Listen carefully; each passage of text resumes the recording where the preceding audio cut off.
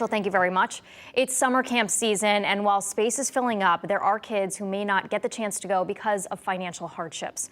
But one local businessman is hoping to turn that around. Today at Camp Chase in Burlington, Granby's David Pelizan presented the YMCA of Greater Hartford with a check for $150,000. Pelizan is the president of Squadron Capital, a firm that manages direct investments and invests in private equity. He says his experience at summer camp when he was a kid is what inspired him to pay it forward. Particularly coming out of the past year and the challenges we all faced. So we're really pleased to do this. We'll continue to do this. And I just want to encourage other people and organizations who can participate and support activities like this to think about it and do the right thing. The donation will be used to send hundreds of kids to camp throughout the region this year, as well as fund some improvements at Camp Chase in the future. Hartford Public Library has some good news. It will